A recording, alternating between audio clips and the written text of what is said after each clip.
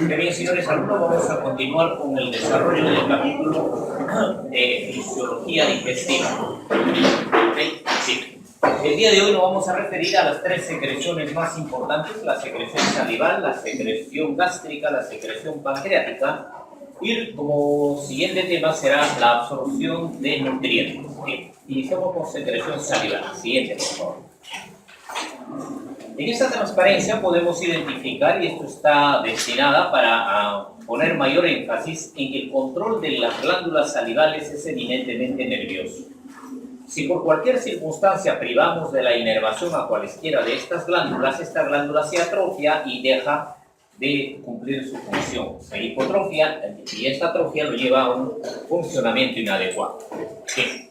La glándula parótida son las más voluminosas, ya sabemos la anatomía, no vamos a incidir en ello. El tipo de saliva que va a producir es una saliva del tipo serosa. Esto significa que tiene gran cantidad de agua y electrolitos. Esta saliva serosa permite de que cuando llegue el bolo alimentario, hidratarla adecuadamente y durante la masticación formar el bolo alimentario. ¿Okay? Bien. El volumen que le corresponde de la producción diaria es el 20 al 25%. Esta saliva, entonces, permite la masticación y la formación del bolo alimentario. Luego vienen las glándulas submaxilares, que van a producir una saliva que se llama la saliva seromucosa, más agua y electrolitos y menor cantidad de moco y enzimas. Esta saliva nos va a permitir de que el bolo alimentario que se ha formado interactúe con las glándulas, con las papilas gustativas. Por tanto, la saliva de esta glándula nos va a permitir la degustación, identificar el gusto de los alimentos. El volumen de producción es del 70 al 75% del volumen diario. Luego vienen las glándulas sublinguales. Estas glándulas sublinguales van a producir una saliva mucocerosa, más moco y poca agua y electrolitos. Esta saliva va a permitir que el bolo alimentario que se ha formado lubricar en la parte externa para el momento de la deglución favorecer el pasaje rápido hacia la faringe. Bien, siguiente. La inervación, por tanto, de la glándula salival es la que va a determinar todas sus funciones. Y tenemos dos tipos de inervación, lógicamente, a través del sistema simpático y del sistema parasimpático. A través del sistema parasimpático ya conocemos, la acetilcolina va a ser uno de los neurotransmisores, el otro grupo de nervios van a utilizar la sustancia P. Los de la acetilcolina van a movilizar el trifosfato de inositol, aumentan el calcio intracelular y se incrementa el volumen de secreción. Los que van por la vía metabólica de la sustancia P van a formar el diacilglicérido, la proteína quinasa del tipo C, y esto va a favorecer también la liberación de las enzimas salivales.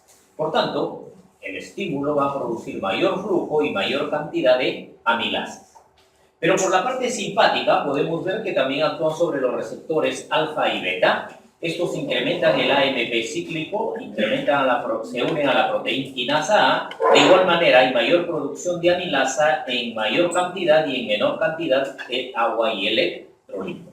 Por tanto, la diferencia entre la estimulación parasimpática y simpática es de que por la parasimpática es más serosa y por la simpática es más mucosa la saliva. Siguiente. Siguiente, por favor. Siguiente. Bien. La producción de la saliva, entonces ya sabemos, tiene dos vías de estimulación, la simpática y el parasimpático.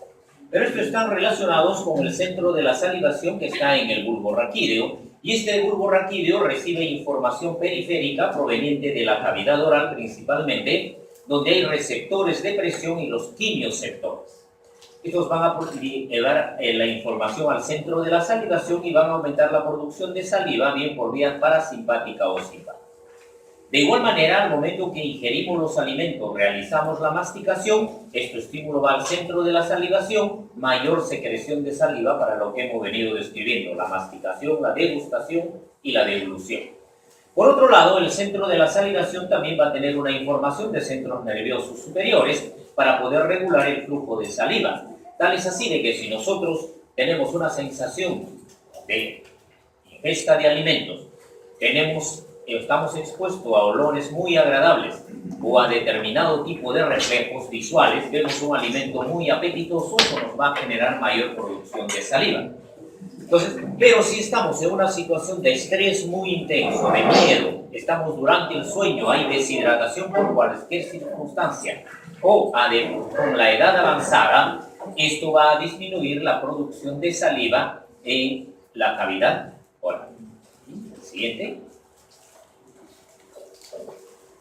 Por tanto, acá vamos a ver cómo la acción del sistema parasimpático va a estar en relación con la secreción hacia los conductos secretores, y esta célula acinar de igual manera va a estar sometido a otro tipo de estímulos, como por ejemplo a la producción de la cinina y a través de la calicreína. Todos estos elementos, como bien conocemos, van a ser de tipo vasodilatador, muy semejantes al efecto que produce el polipéptido intestinal vasoactivo.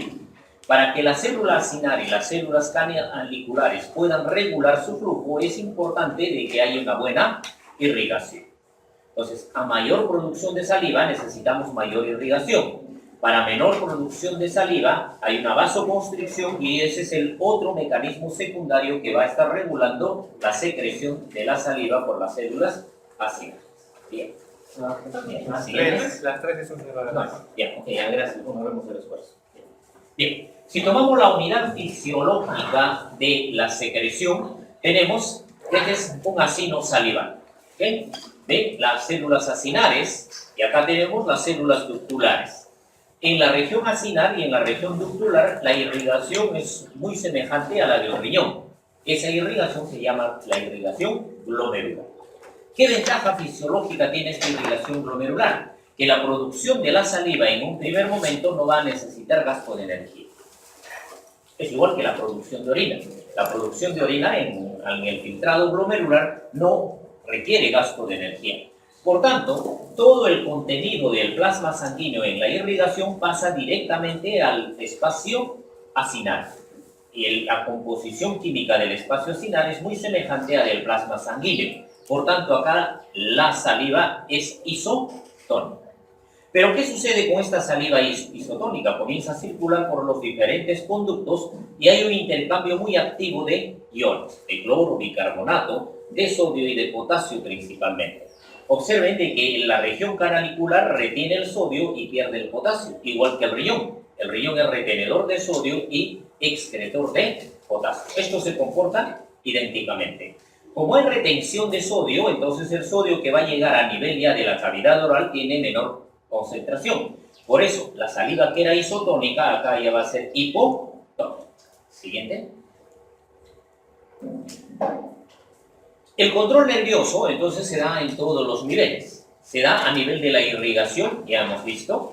Se va a dar a nivel de las células de los conductos, a nivel de las células acinares, y también a nivel de estas células que están a manera de una lapa, rodeando a los acinos. Se llaman las células mioepiteliales. Estas células mioepiteliales, como su nombre lo dice, van a tener proteínas contráctiles que al contraerse van a ejercer un efecto de ordeñamiento sobre estos acinos, facilitando la excreción de estos contenidos de gránulos de Simon. Siguiente. Estas células mioepiteliales, observen, cuando se utiliza un teñido especial para identificar las proteínas contráctiles, tienen la forma de un cesto que está rodeando al acino. Y acá tenemos la representación gráfica. Una orientación muy especial de que va a permitir de que al contraerse esas fibras ordeñen a este acino para facilitar la excreción de su contenido. Siguiente. ¿Cómo se forma la saliva? En la parte hidroelectrolítica y en la parte simógena. Acá tenemos. Para la formación de agua y electrolitos, las células acinares van a activar este sistema universal, la bomba de sodio-potasio ATPase.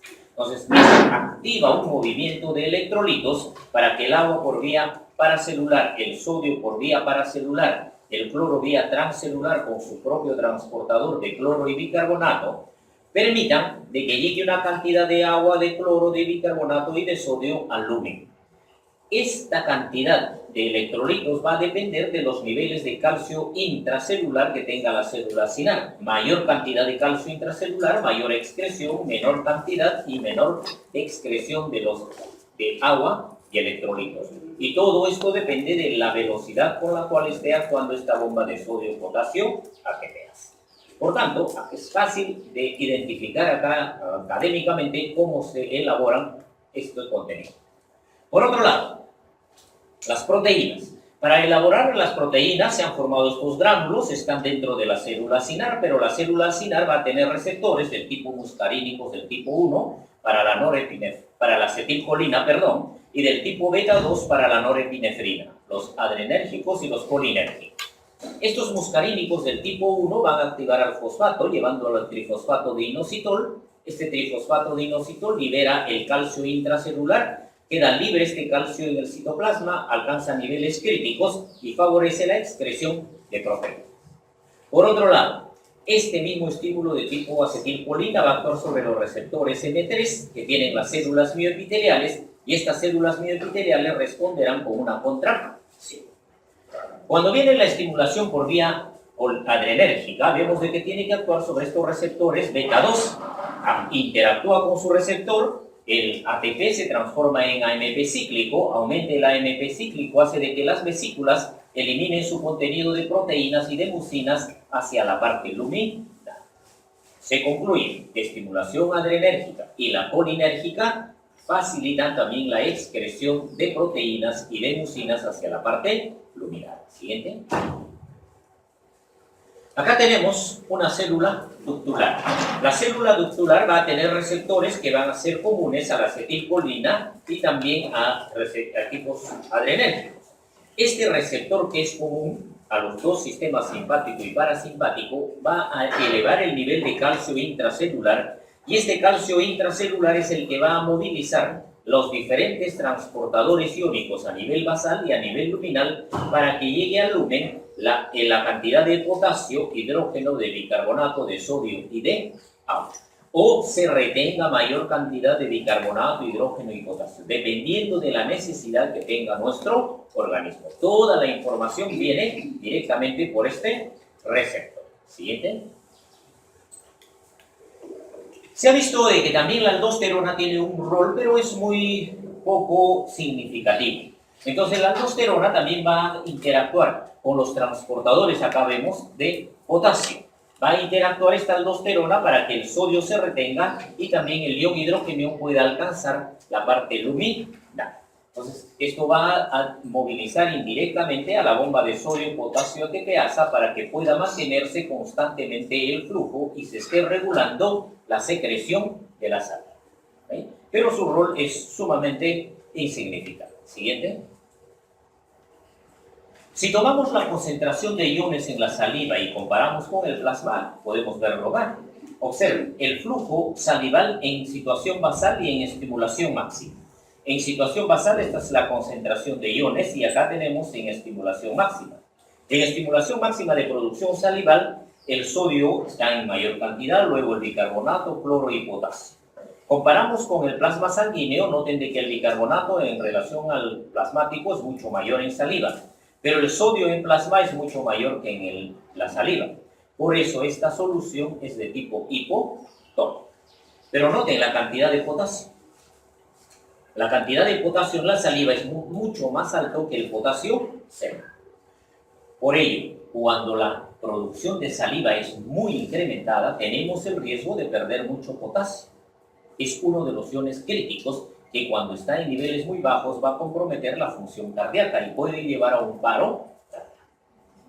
Ejemplo muy común que van a ver ustedes cuando hagan sus prácticas en el CERUMS. Hay muchos pacientes que se dedican a la agricultura, entonces utilizan insecticidas y la mayoría de insecticidas son órganos fosforados. Y el efecto de intoxicación por los órganos fosforados es justamente la activación del sistema parasimpático.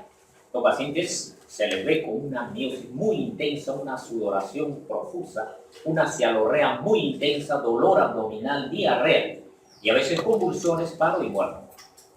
O caseramente ve uno en la casa o algún municipal a un CAM, eso le tiró con carnecita con con estos órganos fosforados y se envenena el pobre animalito. ¿Qué es lo que presenta este animalito cuando ha sido alcanzado por esta sustancia? Todos nos llama la atención la convulsión y la cialorrea, ¿no? Gran cantidad de producción de saliva. ¿Qué está perdiendo? Potasio en grandes cantidades. Y ese potasio lo lleva a una convulsión, paro cardíaco, y muchas veces fallecen estos animalitos si no les da la atención adecuada. Lo mismo sucede con nuestros pacientes. Si no le damos una atención adecuada e inmediata e identificamos de que es una intoxicación por órganos fosforados, se va a morir el paciente en nuestra pelada nariz. ¿Okay? Por eso, mucho cuidado cuando ustedes estén en el campo con este tipo de situaciones de la cialorrea. Siguiente. Pero por la saliva no solamente hay agua, electrolitos y proteínas, sino que también hormonas. En los mamíferos esto era muy evidente. Entonces los veterinarios ya en la saliva medían la cantidad de concentración de las hormonas y sabían cuándo este animalito iba a entrar en celo para poder facilitar la reproducción. Y artificialmente lo manejaban ya los veterinarios. Alguien dijo, bueno, si esto ocurre en animales y hay una escala evolutiva, el ser humano también debe de tener.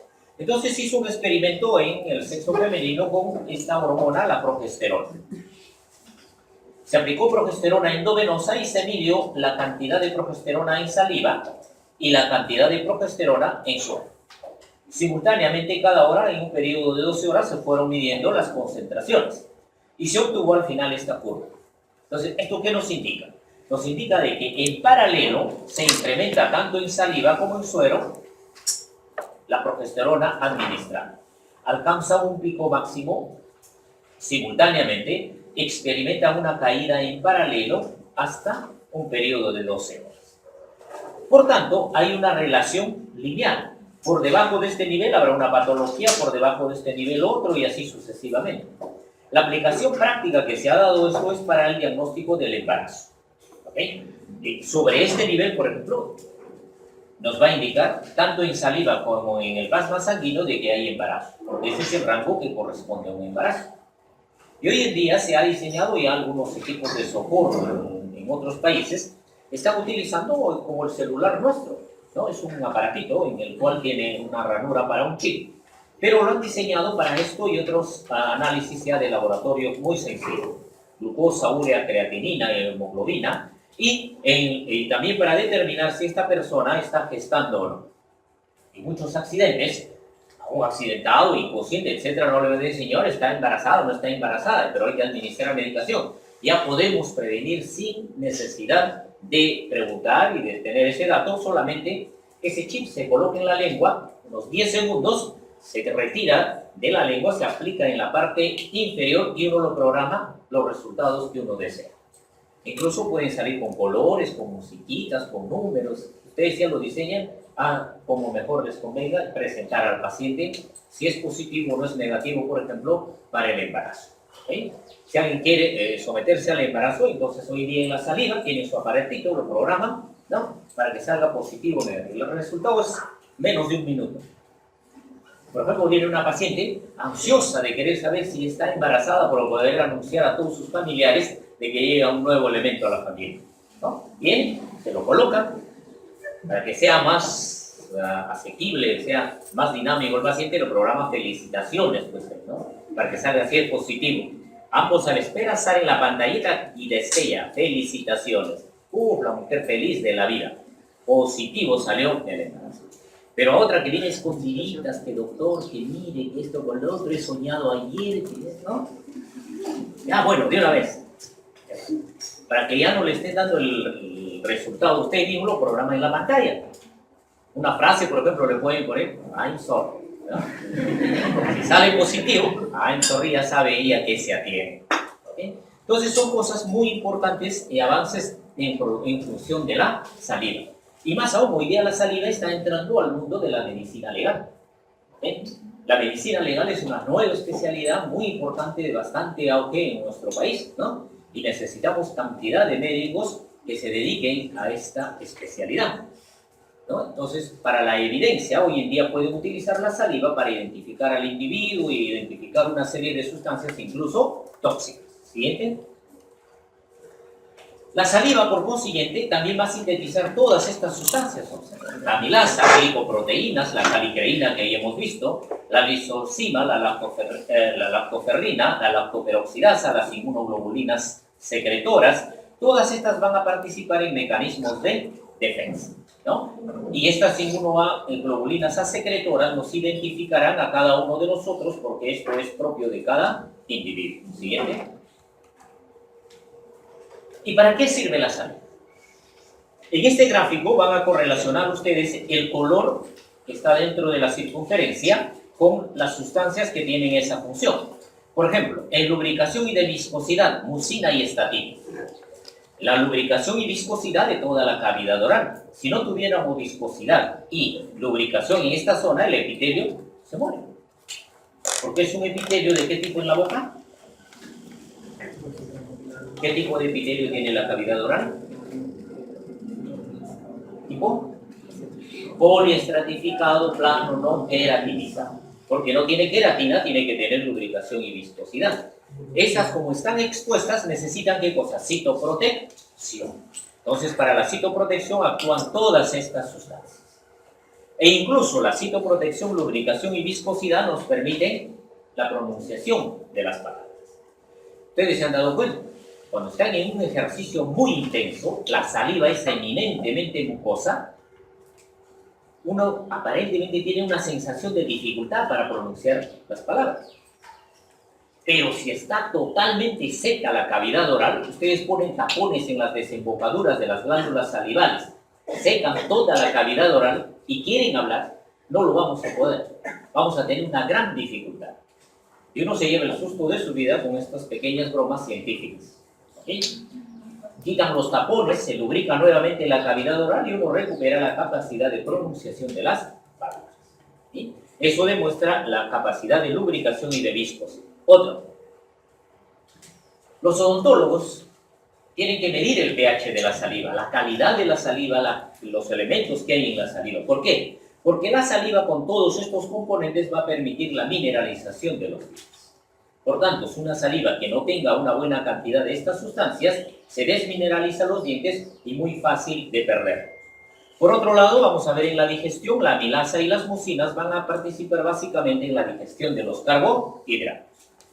Luego, va a tener un efecto buffer, la saliva. Va a amortiguar la acidez. Y estas sustancias son las que van a determinar la alcalinidad de la saliva. Cuando ingerimos los carbohidratos, estos carbohidratos con las bacterias que hay en la cavidad oral van a formar un medio ácido. Entonces, ese medio ácido, al cambiar este pH, hace de que las bacterias que están en la cavidad oral ahí, como esperando de que cambie el pH, luego van a incidir en el proceso de las caries. Entonces, es importantísimo de que se mantenga ese pH alcalino. Y por último, va a tener dos funciones muy importantes: antibacteriana, antiviral y antifúngica. Contra las bacterias, contra los virus y contra los determinados hongos. Si ustedes bien saben, ¿es fácil contagiarse el SIDA por la saliva o no? ¿Qué dicen? ¿Usted se atrevería como médico con una herida a examinar así a flor de piel a un paciente que sabe que tiene SIDA? Ya sabemos que la saliva no. En la concentración de la saliva, según algunos que han hecho el experimento, necesitaríamos de que esa herida abierta esté entre 8 a 10 litros de saliva. En esa sí habrá pues una concentración ya muy amplia del virus para que pueda infectar. Pero en una manipulación así directa por la saliva, no. Y ese efecto que tiene contra el virus la saliva hace de que la cantidad de del virus del HIV sea muy baja en saliva. Pero el virus de la hepatitis B en la saliva, ¿será contagioso? Ahí sí. ¿Por qué? Porque esta capacidad antiviral que tiene fisiológicamente ya no tiene capacidad contra el virus de la hepatitis B. Pero para la gran mayoría de virus que están en la naturaleza, sí lo hace. ¿Sí? Esto hace de que algunos animales instintivamente utilicen la saliva cuando experimentan heridas, ¿no? En casa han visto, el perrito cuando tiene una lesión, ¿qué hace lo primero? El lamido. ¿Okay? ¿Por qué? Porque en parte de la saliva va a estar llevando antibacterianos, antivirales y antimicrobianos. Y esto de acá, por último, es muy propugnado hasta por la abuelita. ¿Eh? La farmacia de la abuelita dice, ¿no? Si quieres que algo no te duela, aunque se échale salivita. Eso es lo que dice la abuelita, es cierto, ¿no? La salivita va a calmar también un tipo de dolor. ¿Por qué? Porque tiene un efecto analgésico, porque tiene las opioides. O sea, son opioides endógenos que están en una buena concentración en la saliva y van a tener un efecto analgésico. ¿Bien? Siguiente. Bien, ahí terminamos la secreción salival. Mientras cuadre, ¿alguna pregunta?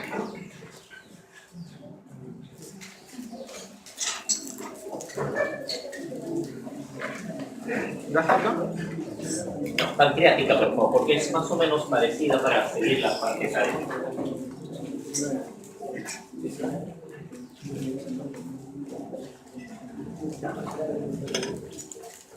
Bien, secreción pancreática. Si ustedes hacen un pequeño recuerdo de la embriología, cómo aparece la glándula salival, cómo aparece el páncreas, de las células, son muy idénticos. Pero lógicamente en su desarrollo van adquiriendo algunas especializaciones más complejas. Y eso es lo que ocurre con el páncreas. Siguiente.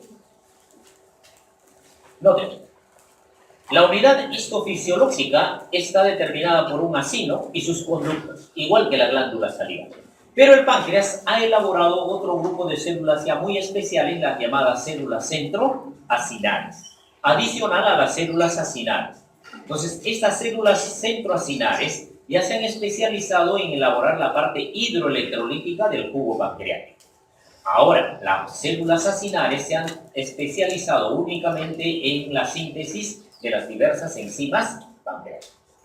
Es un órgano más complejo, cada célula está mucho más especializada. Se libera el jugo pancreático y ¿qué sucede? Igual que la saliva, circula por todos los conductos. Y en estos conductos, de igual manera, va a experimentar un mecanismo de reabsorción y de secreción.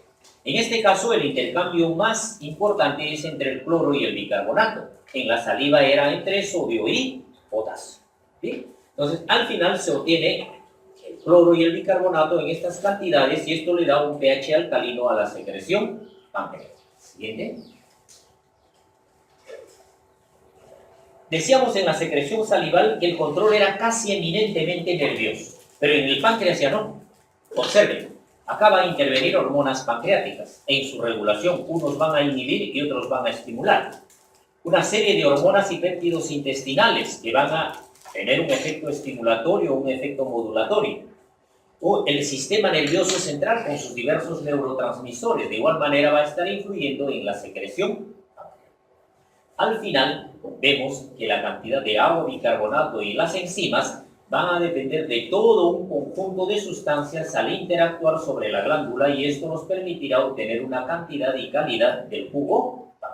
Entonces, mucho más complejo. Siguiente. Para la producción, siguiente por favor, del jugo pancreático, ya se hacen por etapas.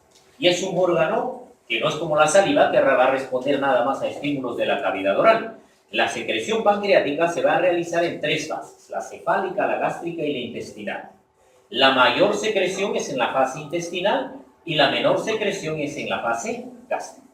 La fase cefálica es eminentemente por los órganos visuales, el olfato, el gusto, el mismo hecho de ingerir los alimentos, ¿no? Bien, y viene la respuesta por vía vagal. La estimulación gástrica es más o menos el 10% de la cantidad de jugo pancreático, es el mecanismo de distensión y es por vía colinérgica vagal. Pero la fase intestinal es más del 50 hasta el 75%, los estímulos más importantes son los aminoácidos, ácidos grasos, calcio, el ion hidrógeno y el mecanismo mecánico de la distensión. Estos van a liberar estas hormonas que ya sabemos, colecistoquinina, secretina, y van a generar una serie de reflejos entero-pancreáticos. Y todos ellos van a estar participando en la producción del jugo pancreático. Siguiente. Tomamos una célula acinal. Individualmente la célula acinal, la parte luminal, la parte vasolateral. En la parte vasolateral identificamos 5 receptores para las hormonas. Para el polipéptido intestinal vasoactiva, para la secretina, estas dos vías metabólicas van a elevar el AMP cíclico y van a favorecer la exocitosis. Si interactúan con sus receptores, la acetilcolina, colecistoquinina, el polipéptido liberador de gastrina, estos van a elevar el calcio intracelular y este calcio intracelular va a modular la exocitosis. Por tanto, la célula sinar responde a cualesquiera de las hormonas por dos vías metabólicas. Siguiente. La célula ductular. Esta célula ductular va a tener receptores para secretina. Y esta secretina, cuando interactúa con su receptor, eleva el AMP cíclico. Y este AMP cíclico va a regular los transportadores secretores de cloro, secretores de bicarbonato y también a los transportadores iónicos a nivel vasolateral. Entonces, dependiendo del estímulo de la secretina, a nivel ductular se secretará más cloro o se retendrá mayor cantidad de bicarbonato o de cualquier otro ion que necesite nuestro organismo. Siguiente. La secreción de bicarbonato es constante. Y es constante porque todas las células tienen este sistema universal enzimático que es la anhidrasa carbónica. Sabemos que la anhidrasa carbónica solo necesita agua y CO2 para producir bicarbonato y el ion hidrógeno. Notemos, esta célula ductular va a liberar el ion bicarbonato hacia la parte luminal del conducto y el ion hidrógeno lo va a retornar hacia la circulación sanguínea. Este transporte del ion hidrógeno hacia la circulación sanguínea, esto es lo que se llama la marea ácida, porque está regresando ácido hacia el plasma sanguíneo. Por cada ion hidrógeno que retorne al plasma sanguíneo, se está liberando hacia la parte luminal un ion bicarbonato. Siguiente. Siguiente, por favor. Bien. Tomamos el jugo pancreático contra los componentes iónicos del plasma. Noten, en situación basal el jugo pancreático, la cantidad de bicarbonato y la cantidad de cloro es más o menos equivalentes. Pero a medida de que vamos aumentando la velocidad en secreción del jugo pancreático, noten de que como la cantidad de cloro comienza a descender y la cantidad de bicarbonato se comienza a incrementar. Pero en fase basal o estimulada, la secreción de sodio y la secreción de potasio es uniforme. No hay ningún cambio en su concentración cuando es estimulada o cuando está en situación basal para la secreción de sodio y de potasio. Y acá podemos compararlo con los del plasma sanguíneo. Noten que el jugo pancreático tiene más bicarbonato que el plasma sanguíneo y la cantidad de sodio es muy semejante en ambos, por eso el jugo pancreático es una solución isotónica. Y el cloro que hay en el jugo pancreático es mucho menor que en el plasma sanguíneo. La cantidad de potasio es más o menos equivalente a la del plasma sanguíneo. Siguiente. ¿De qué manera regula el páncreas la liberación de bicarbonato? El estímulo para la liberación de bicarbonato viene del estómago por el ácido. Acá tenemos simbólicamente, ¿no? Llega un ácido, para neutralizar un ácido necesitamos un bicarbonato. Entonces, para que se libere el bicarbonato, el ácido llega sobre las células S, libera una cantidad de secretina, esta llega a la circulación sanguínea, a las células centroacinales, a las células ductulares y envía una concentración de bicarbonato para neutralizar esto.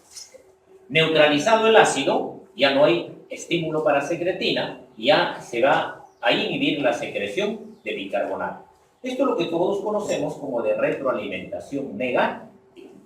¿Sí? Entonces, de esa manera se va modulando entre estímulo ácido y el bicarbonato para neutralizar. Siguiente.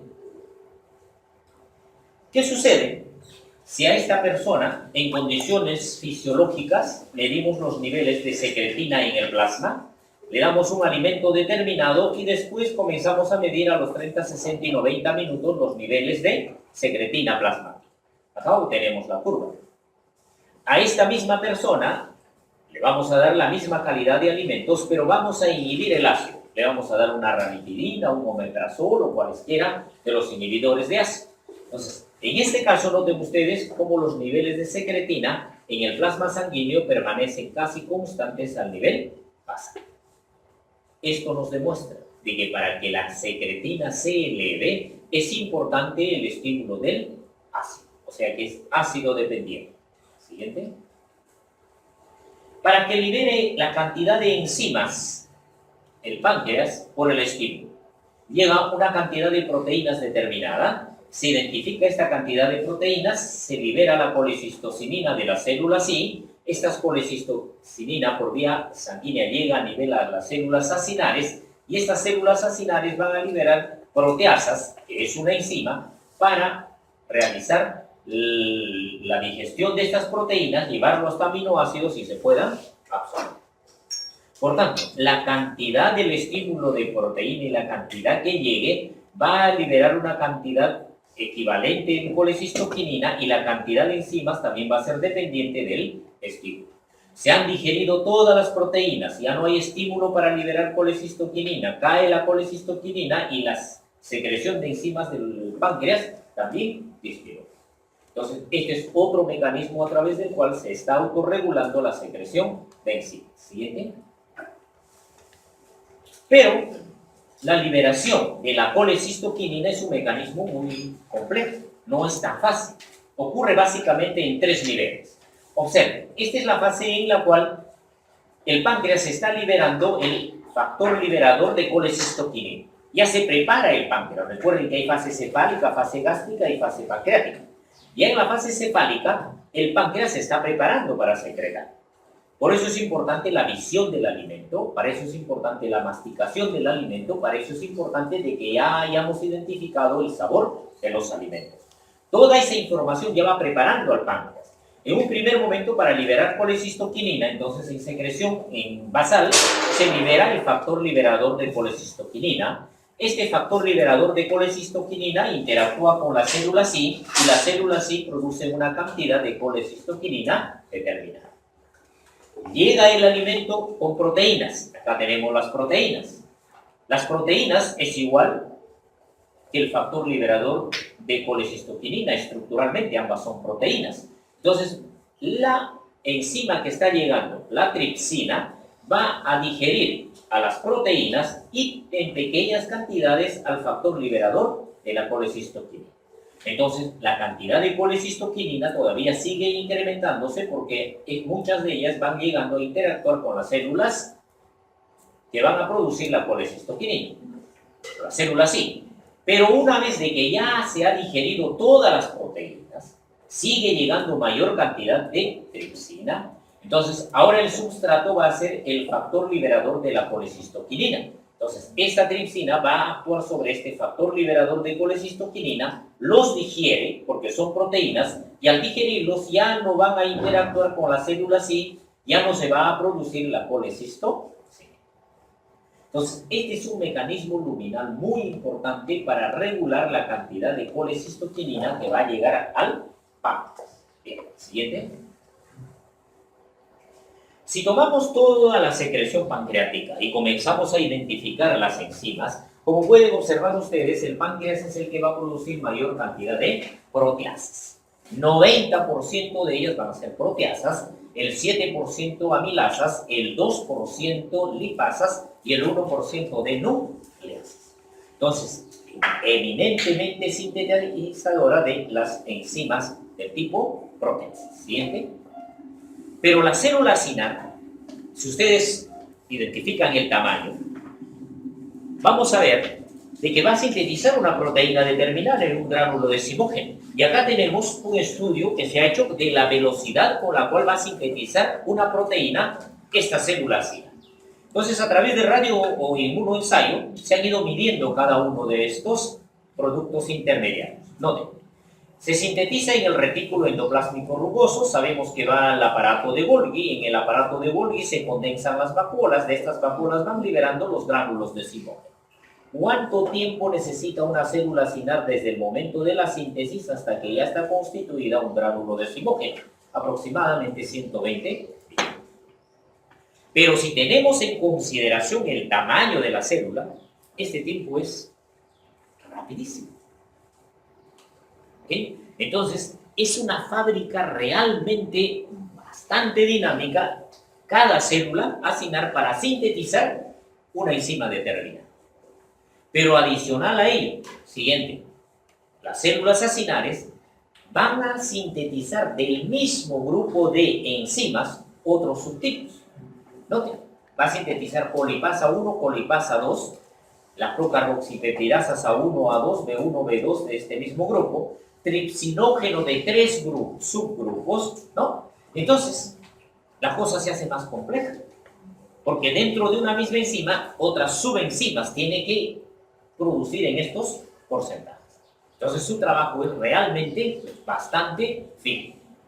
Y el peso molecular que tiene cada uno de estos componentes son moléculas realmente bastante grandes si consideramos el peso molecular. Siguiente. Adicionalmente, esta fábrica tiene que sintetizar enzimas que ya son activas de por sí. Todas estas enzimas son activas desde el momento que son liberadas por la célula sinar. Pero la célula sinar también tiene que sintetizar proenzimas. Es decir, a todos estos simógenos los tiene que sintetizar en una forma inactiva. ¿Y para qué? Para autoprotegerse de la digestión. Porque si estos se activan dentro del órgano, van a digerir al propio órgano. Y de ahí el nombre de páncreas. Páncreas es el que se autodigiere. Y ahí viene la enfermedad de pancreatitis. En la pancreatitis se activan estas proenzimas dentro del órgano, comienzan a inflamar y a destruir y luego a necrosar y a veces hasta la muerte del órgano. De ahí de que una pancreatitis para nosotros los gastroenterólogos sea una entidad bastante compleja. La velocidad con que puede cambiar el estado clínico del paciente también es sorprendente. Puedo ver en algunas horas al paciente tranquilo, doctor, si ya me calmó el dolor, me siento un poco mejor. A las 2 horas vemos un paciente en shock. Y a veces hasta en shock hipovolémico, una hemorragia, una necrosis masiva, se nos murió el paciente. ¿Pero qué pasó, doctor? ¿Usted tiene la culpa? Mi familiar entró hablando inglés, francés, alemán y ahora ya no habla nada, está muerto. Siempre explicar también a los pacientes. A veces el problema de comunicación es importantísimo. No subestimar. Si tengo un paciente con pancreatitis, al familiar, señor, esta es una pancreatitis. Ahorita el paciente está bien, sus análisis indican de que su riesgo está. Pero se puede descompensar bruscamente en cualquier momento. No hay análisis que nos pueda decir en qué tiempo se va a descompensar. Si se descompensa el paciente, esto es lo que vamos a hacer. Darle la alternativa. Y ya sabemos, si una pancreatitis se nos descompensa, hay que estar llamando al cirujano para que nos dé la mano y tratar de salvar la vida del paciente. ¿Okay? Porque la pancreatitis, se lo repito y van a ver ustedes probablemente algún caso, uno lo ve al paciente tranquilo en un momento y en el otro momento lo vemos en shock al paciente. ¿Okay? Bien. Por toda esta complejidad, ¿qué ocurre dentro del órgano? Siguiente. Todos estos simógenos llegan a la parte del intestino. En el lumen intestinal, el intestino identifica la presencia de todos estos componentes y va a liberar la enteroquinasa. Y esta pequeña cantidad de enteroquinasa va a transformar el tripsinógeno en tripsina. Una vez que se ha sintetizado pequeñas cantidades de tripsina, va a actuar con este efecto en cascada para activar todas estas proenzimas en enzimas activas. Y esto ocurre rápidamente, por eso esta reacción es en cascada, para que puedan actuar ahora estas enzimas sobre los alimentos que están en la parte luminal. Siguiente. Pero el páncreas no trabaja solo, sobre todo para digerir los líquidos. Recuerden, páncreas desemboca en el conducto de Wilson y enfrente está la papila, ¿no? El esfínter de Oddi, donde llega la bilis. Anatómicamente se ha diseñado así la naturaleza, porque fisiológicamente van a interactuar ambos, y acá vemos. En un experimento, para ver la cantidad de ácidos grasos que se están formando, utilizamos nada más la lipasa sobre su sustrato. Y vamos a identificar este nivel de ácidos grasos lípidos. Pero si a esa misma grasa le añadimos lipasa, sales biliares y colipasa, vemos cómo la cantidad de ácidos grasos que se van a liberar son muchísimo mayores en el mismo tiempo. Por consiguiente, para la digestión de los lípidos es muy importante las sales biliares y también la colipasa. que tienen que interactuar con la lipasa para que puedan digerir con mayor eficiencia y con mayor rapidez a los lípidos que hemos ingerido. Por tanto, cuando hay mala absorción de lípidos, no solamente hay que pensar en lipasa, sino en sales biliares y también en la colipasa. Siguiente. Para ir terminando, la naturaleza en la biología siempre se nos ha enseñado. Cuando hay transporte de sodio, esto va a arrastrar el agua que se encuentra adyacente. Eso es una ley de la naturaleza. Pero se ha descubierto que en el páncreas hay algo también especial. Se ha medido la cantidad de secreción de bicarbonato en relación al agua. Y se ha descubierto esto. Noten ustedes. La cantidad de bicarbonato va produciéndose en mayor débito y eso también permite de que la cantidad de agua en el jugo pancreático se eleve. Y se obtiene matemáticamente esta relación lineal. Ya sabemos por matemática básica que si hay esta relación lineal, uno es dependiente de otro. Por tanto, en nuestra economía tenemos dos sistemas de transporte de agua por arrastre, directamente por el sodio y a nivel del páncreas también por el bicarbonato. Bien, la siguiente. Bien, con eso terminamos la secreción pancreática. Y mientras les advierto y les recuerdo de que la bibliografía lo pueden encontrar ahora en Google. Hay periodos, hay avisos en los cuales están liberando muchas empresas, libros de tipo para medicina, pero por un tiempo hay que estar advertidos en eso. En fisiología este mes están liberando, por ejemplo, el Review Physiology, ¿no? Pero por una semana nada más. ¿No? En Review Physiology van a encontrar muchas de estas transparencias, pero para que vean el acceso al texto pueden ingresar, es libre. Después de eso sí ya lo cierran y lamentablemente ya tiene su costo, como todos bien sabemos. Siguiente. La secreción gástrica. Esto sí es ya mucho más complejo. ¿Okay? Como bien sabemos, el estómago anatómicamente se divide en ¿cuántas partes? A ver, señorita, partes del estómago.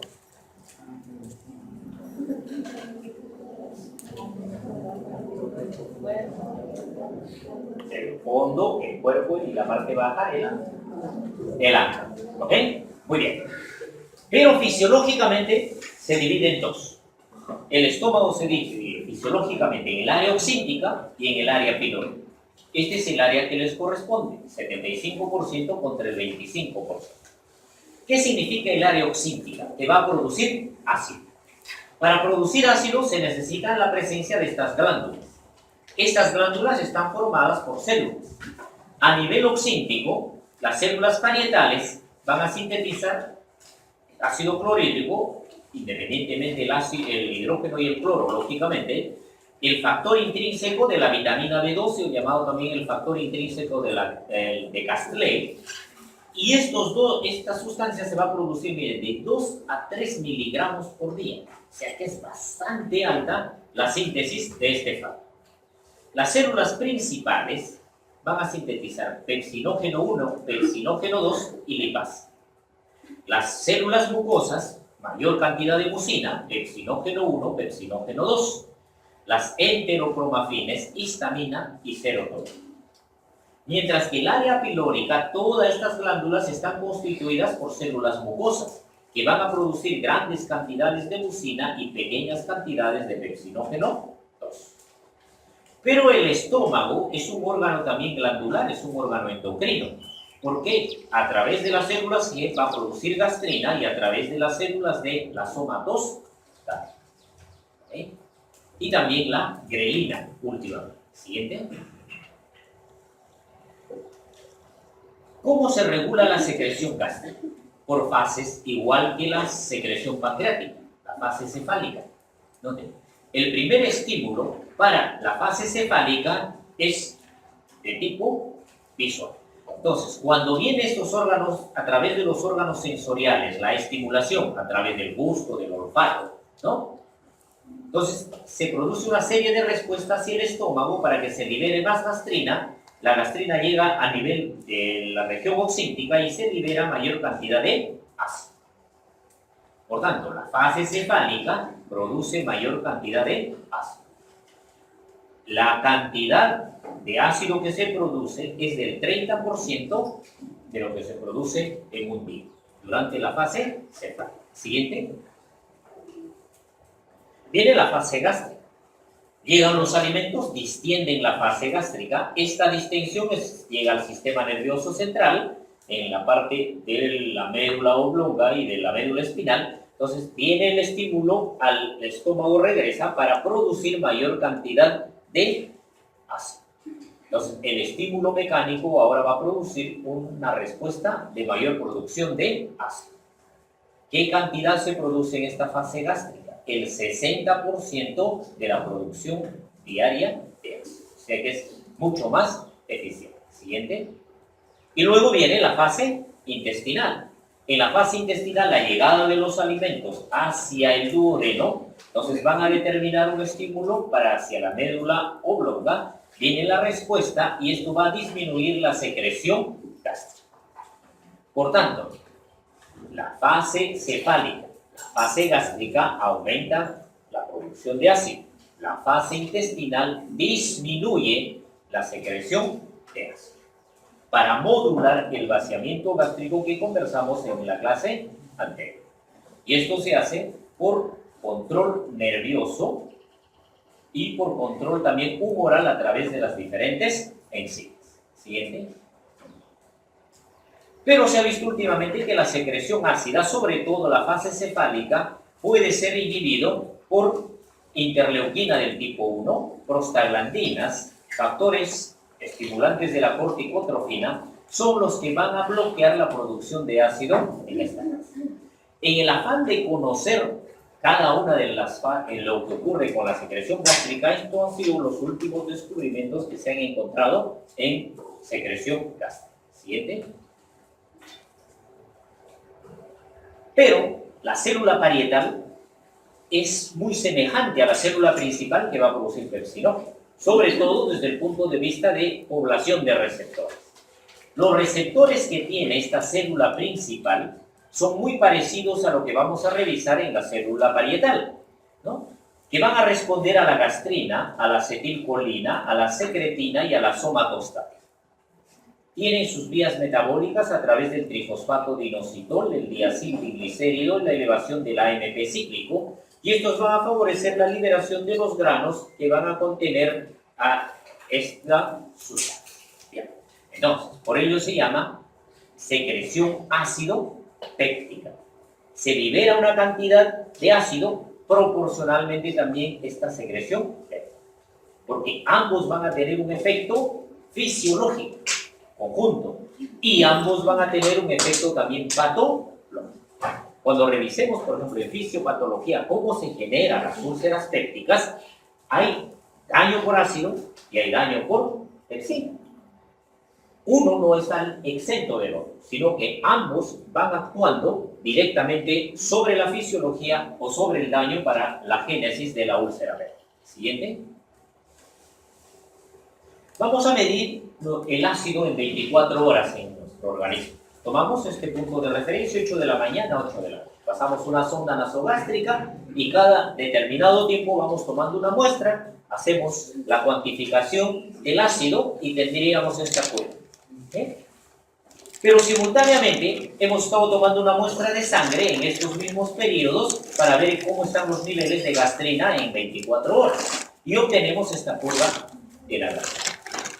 Ahora analizamos qué efecto tiene la gastrina en la producción de ácido en situación basal.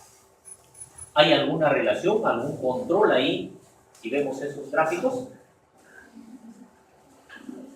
¿hay alguna relación? Dirección, subida, ascenso. Si vemos, son disímiles. No podemos interpretar. Es independiente la secreción de gastrina y es independiente la secreción de ácido en situaciones basales. Entonces, concluimos de que en la secreción basal en 24 horas, la gastrina no tiene ningún efecto regulador. Entonces, este efecto regulador es propio de la célula parietal independiente de gastrina. Pero, ¿qué podemos advertir? De que alrededor de la medianoche se produce mayor cantidad de ácido. Y se produce menor cantidad de ácido alrededor de 8 a 10 de la variable. Eso es nuestro ritmo biológico. Esto es lo que se llama nuestro ritmo circadiano. Por ello, en la clínica les van a enseñar. Cuando uno sospecha, uno pregunta a un paciente ulceroso, muchas veces dice, doctor, en la noche me despierto con un dolor que me quema. Tengo que comer algo en la noche, tomar algo en la noche para bajar la acidez y me deje dormir. En la emergencia, la mayoría de los sangrados de las hemorragias digestivas por úlcera péptica vienen en las noches. Interrumpen nuestro sueño. Pero eso guarda correlación con el hecho físico. Lo mismo sucede con la evolución de la presión en el sistema porta. La presión en el sistema porta se eleva durante el sueño. Por eso los pacientes cirróticos que tienen varices esofágicas, la mayoría debuta con hemorragias durante la noche.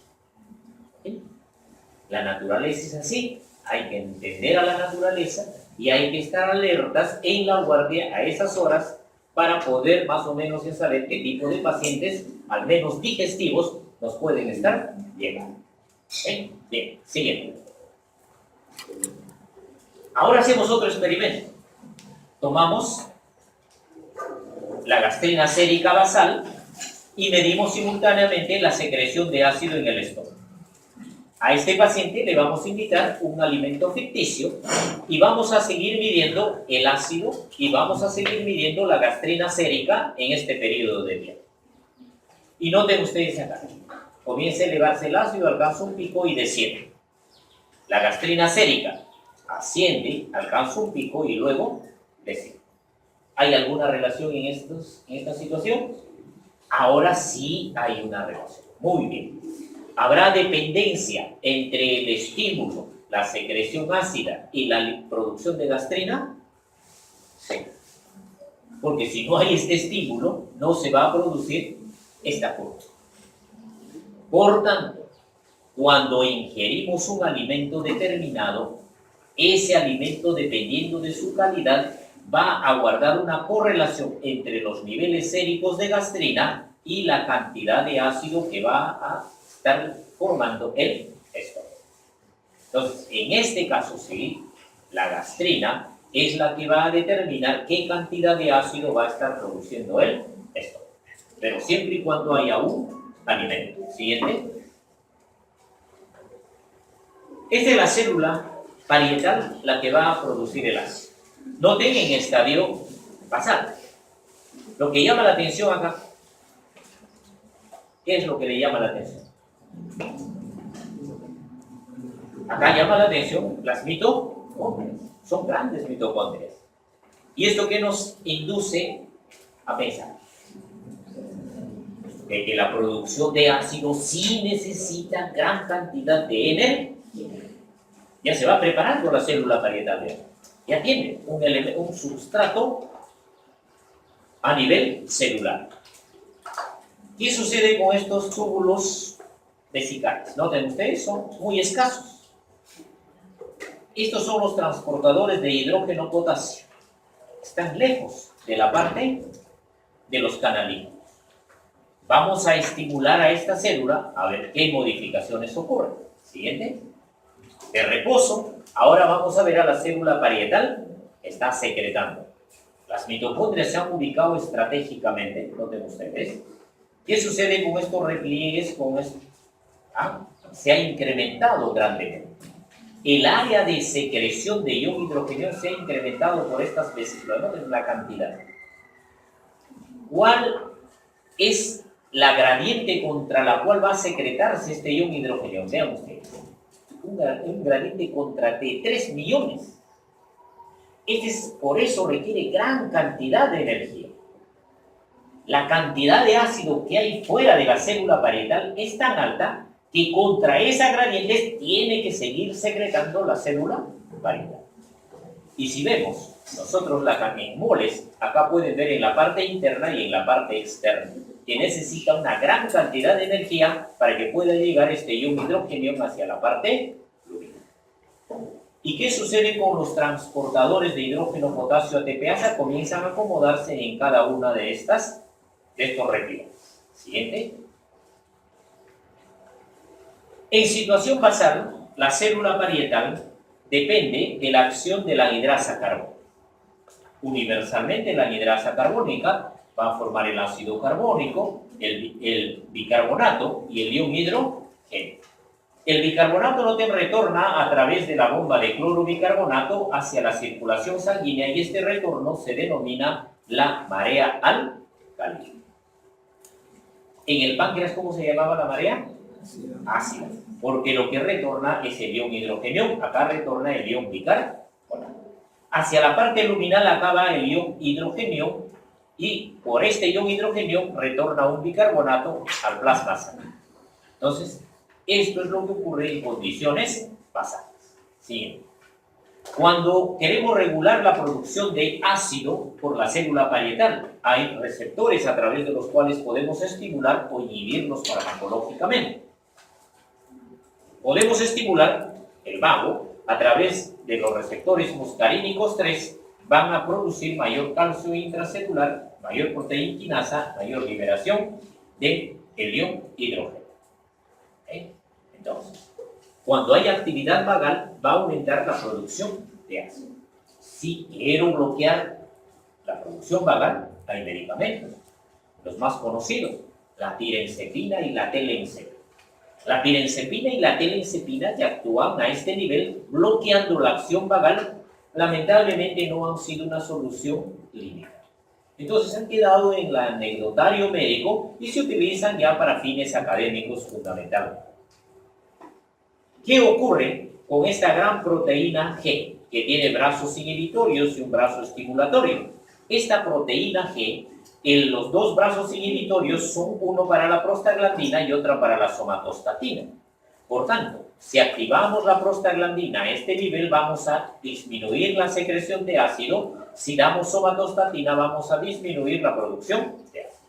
Pero si actuamos sobre los receptores H2 con la histamina, esto va a activar la proteína G y esta proteína G activa la adenilciclasa, el ATP se transforma en AMP cíclico, más AMP cíclico, más proteína quinasa y más producción de ácido. ¿Quiero bloquear a estos receptores H2 médicamente? Los hay desde medicamentos muy antiguos, desde el famoso Tagamet. El más conocido acá, la ranitidina, la famotidina, la roxatidina, la nisatidina. Estos pueden bloquear la producción de ácido. ¿Okay? Queremos inhibir más la producción de ácido. Podemos dar somatostatina, podemos dar tipos de prostaglandinas, pero el efecto inhibitorio en la producción de ácido de somatostatina y de prostaglandinas es muy débil. No tienen mucho efecto farmacológico. Hay otros receptores para colecistoquinina 8 que, como son familia con la gastrina en este nivel va a tener preferencia. Entonces también puede interactuar con su receptor, eleva los niveles de calcio, más calmodulina y mayor producción de iones hidrógenos. Esta vía metabólica también para estimular la producción de ácido es muy pobre y no se tiene en consideración. Bien. Ahora, la vía final común para liberar ion hidrógeno es esta famosa bomba potasio ATPasa o la bomba de protones. Esta bomba de protones también puede ser inhibido farmacológicamente. A la cabeza el omeprazol, el lansoprazol, el pantoprazol, el esomeprazol, el rabeprazol, ¿no? Entonces, con ellos puedo inhibir a esta bomba. Y por tanto, inhibo también a la bomba, inhibo la secreción del ion hidrógeno. Entonces, estos son muy potentes, pero no van a bloquear el 100% de la producción del ion hidrógeno. ¿Por qué? Porque la célula parietal tiene mecanismos que hasta el día de hoy todavía no se han identificado, que cuando se bloquea esta bomba de protones, hay formas que se activan para que pueda seguir liberándose pequeñas cantidades de iones hidrógeno. Se pensó que con la bomba de protones se iba a solucionar el problema de la úlcera péptica, pero no es así, lamentablemente. Entonces, se han dedicado a estudiar ¿Cuál es la otra forma que se puede inhibir la producción de ácido? Y el otro blanco son los mastocitos, o las células enterocromafines, que van a liberar la histamina que va a actuar sobre los receptores H2. Ahora, siguiente. Para la producción del ácido, acá tenemos en condiciones basales y en condiciones máximas. Esta es la cantidad de producción en 1000 equivalentes por hora. Noten cómo esta situación normal puede variar en la úlcera gástrica, en la anemia perniciosa, en la úlcera duodenal y en tumores en el famoso síndrome de Solinger. Por ahora nos interesan estos niveles. Vean el gran diferencial en producción ácida básica y en producción máxima estimulatoria. Siguiente. Tomamos el jugo gástrico contra los electrolitos del plasma sanguíneo. Noten de que el cloro se secreta en mayor cantidad por la célula parietal. En segundo lugar, el ion hidrógeno, luego el potasio y el sodio. Entonces, cuando está actuando los estímulos a la célula parietal, salen más cloro hacia el lumen que ion hidrógeno. ¿Y por qué? Porque en el lumen este cloro tiene que unirse al ion hidrógeno para formar ácido clórico. Este cloro tiene que unirse al potasio para formar el cloruro de potasio. Y este cloro tiene que unirse al sodio para formar el cloruro de sodio. Por tanto, se concluye, la célula parietal es más eficiente secretando cloro que secretando ion hidrógeno. ¿Sí? Pregunta de examen. Esto es como la guerra avisada. Dicen que no mata gente, pero guerra avisada en los exámenes mata más gente. ¿Ah? Bien. Pregunta sencilla. La célula parietal secreta en mayor cantidad el siguiente ion. Al inicio, A, ion hidrógeno. Que el inadvertido dice, célula parietal, ion hidrógeno. Como está en la A, fácil, ¿no? Bien. O le podemos hacer varias variantes de esta pequeña pregunta, ¿no? Pero que relacionada a la secreción del cloro. Que ya saben, lean bien, por favor, los exámenes. Los exámenes no son trampas, por si acaso. El examen tiene por finalidad de evaluar.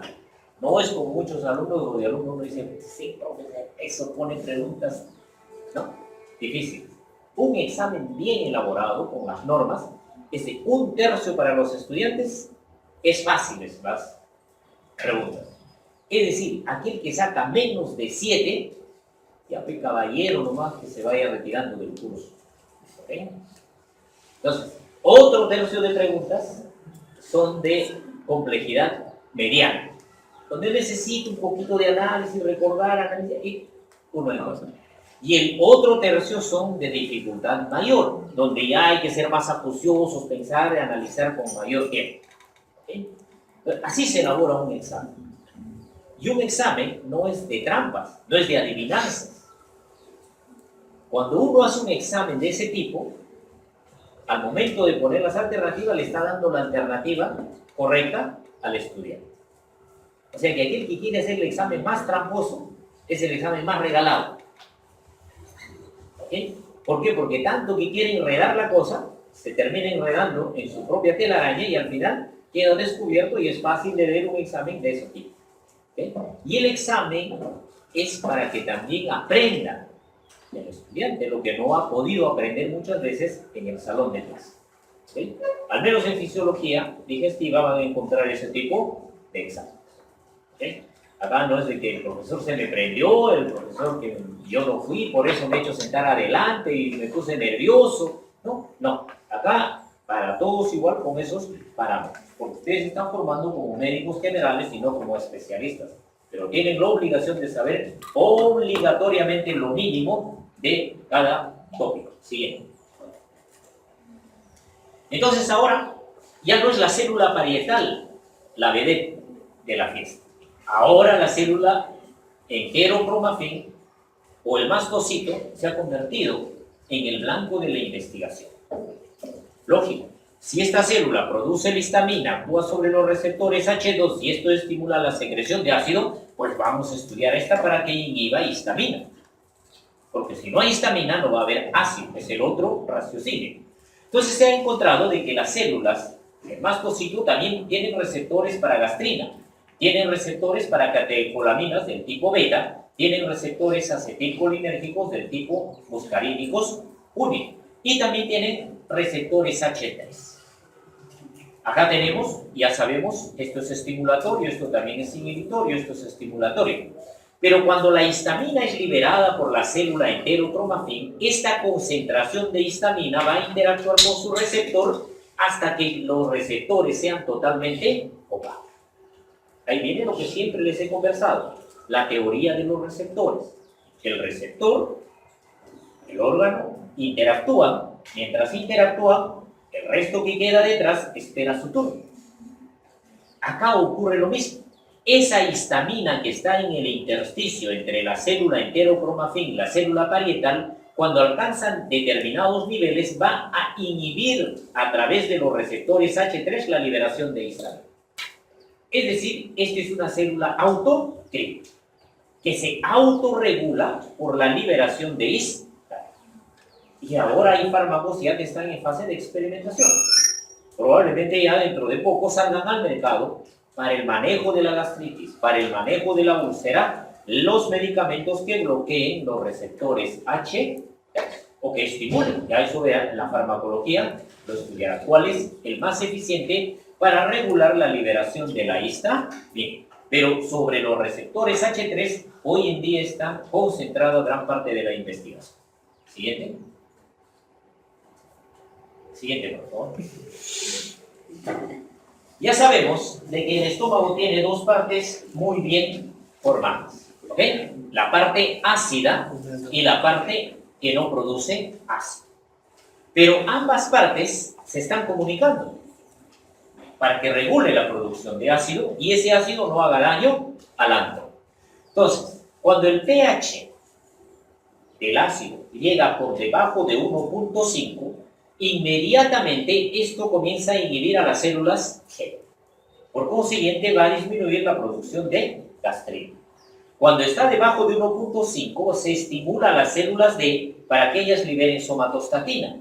Y esta somatostatina va a reforzar la disminución de la célula G en producción de gastrina.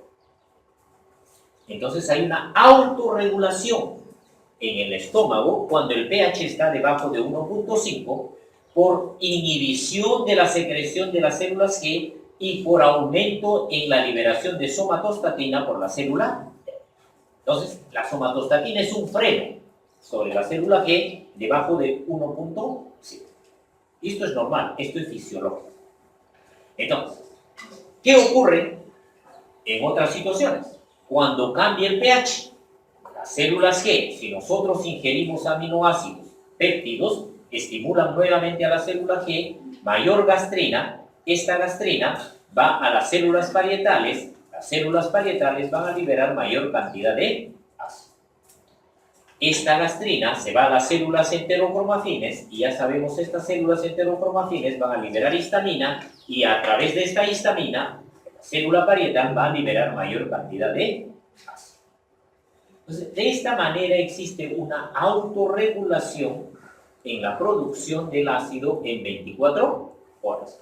O cuando hay ingesta de alimentos, cómo el organismo va a responder produciendo mayor cantidad de ácido.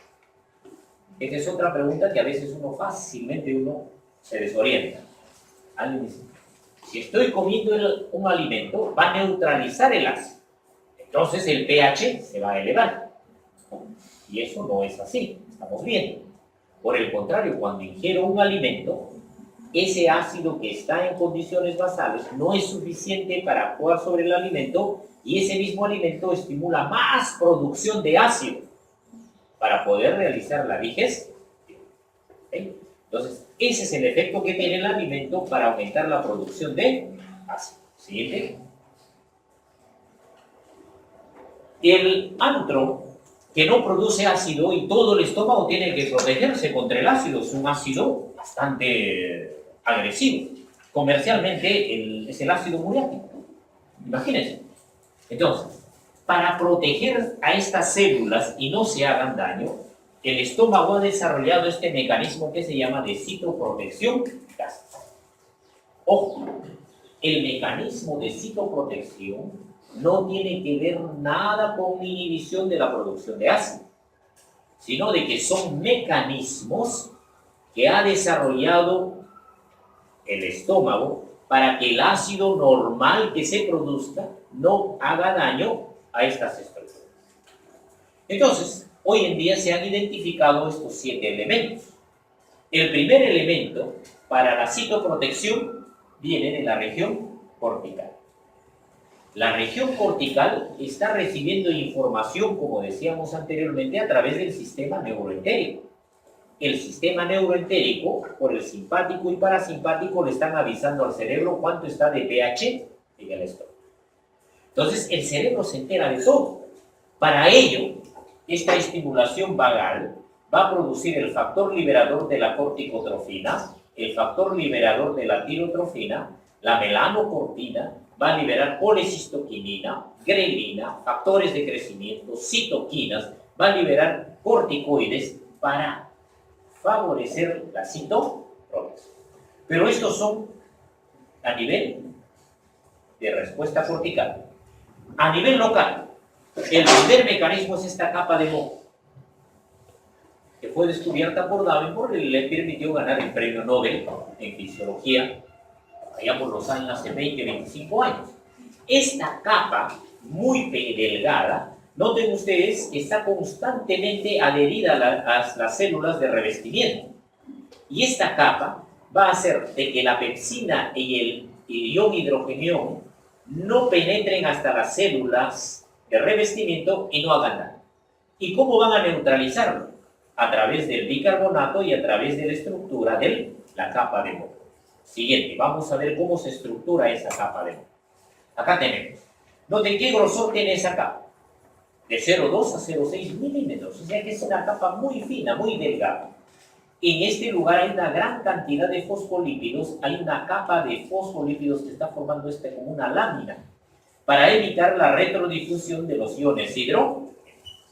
Cuando estos iones hidrogeniones retrodifunden, inmediatamente acá ya existe bicarbonato para poder neutralizar inmediatamente. Pero si se necesita más bicarbonato, van a ser las células epiteliales que van a comenzar a secretar mayor cantidad de bicarbonato. Entonces, este es el lugar de batalla entre el ion hidrogenio que retrodifunde y el ion bicarbonato que le sale al encuentro para neutralizar el daño. Cuando ganan los iones hidrogeniones en la retrodifusión, ese ácido dañará a estas células y comienza la úlcera péptica. Bien. Si tomamos esa capa de moco, noten estructuralmente es una glicoproteína. Tiene alta viscosidad. Y al tener alta viscosidad tiene esta configuración a manera de un aspavientos. Este es el que le da gran resistencia a esta capa de moco.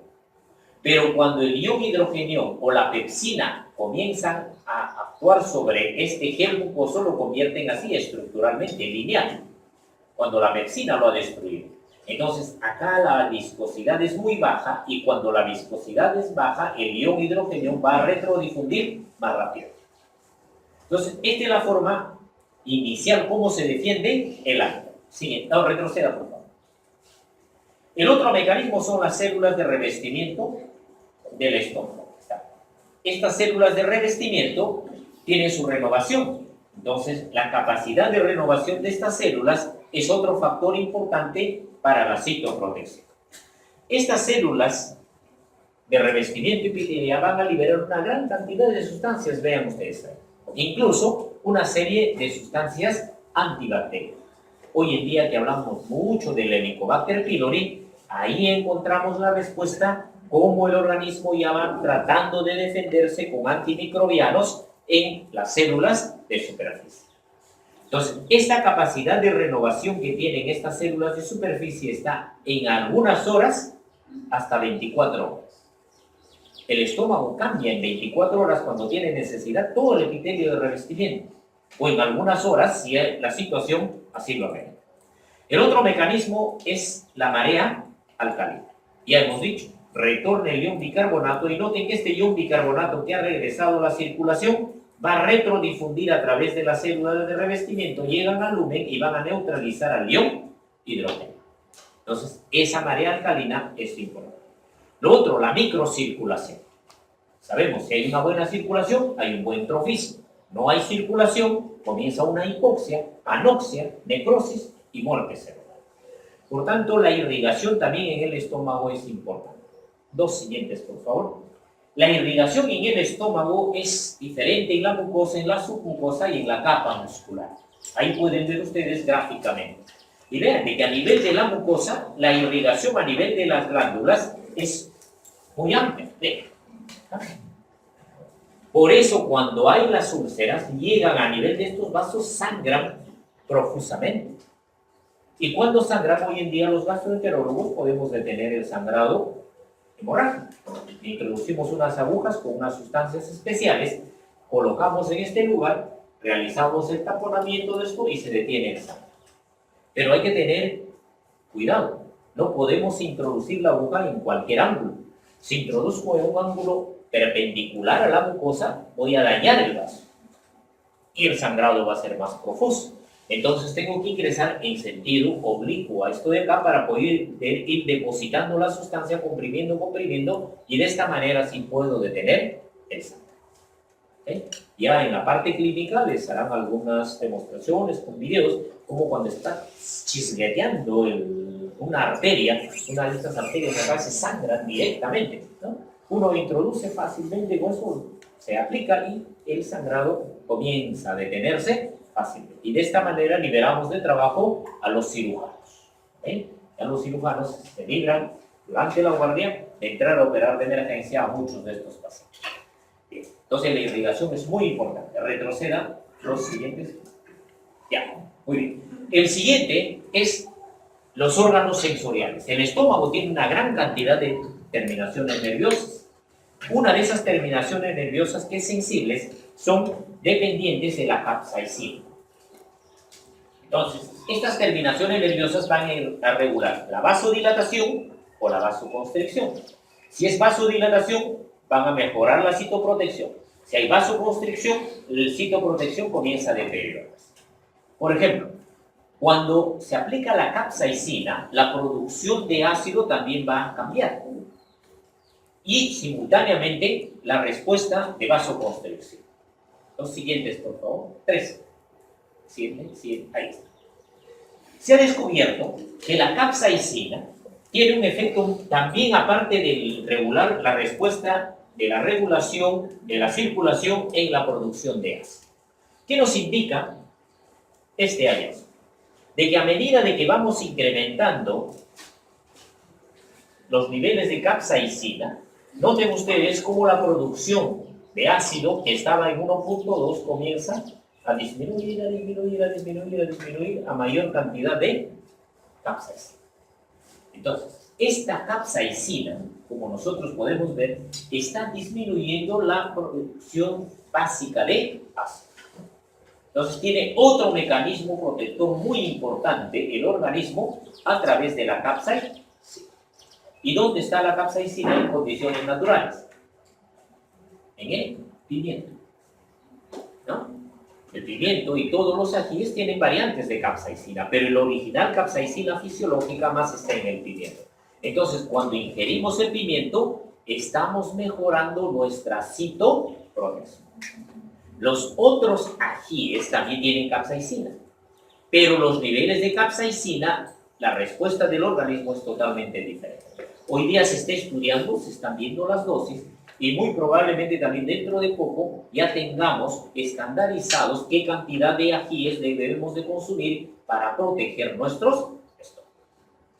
Por ello, hoy en día al paciente que tiene gastritis, que tiene úlcera, ya no es uno radical en decir, ya no coma ají, para nada. Hay que individualizar. Si la persona desde muy niño ha consumido ají, ya su organismo es dependiente, ya se ha adaptado a esa capsaicina. Señor, ¿usted consume desde niño? Sí, doctor. Mi mamá desde niñito nos daba el ají, sudaba cuando era niño, pero hoy en día ya no tolero. Es ulceroso, no te preocupes, hijo, sigue comiendo el ají que siempre has consumido. Pero viene otro paciente, doctor, ayer me he ido a una reunión, me han dado una comida con bastante ají, hasta que me arde el estómago, me vomito.